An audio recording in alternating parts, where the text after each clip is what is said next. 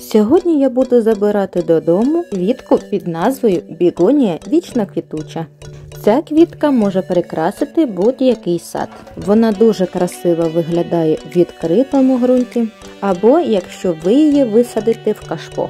Перед тим, як її забирати додому, я їй зроблю формуючу обрізку. Обрізаю я сухе листя, квіти, які вже відцвітають. Ось так я обрізаю, тільки верхні пагони.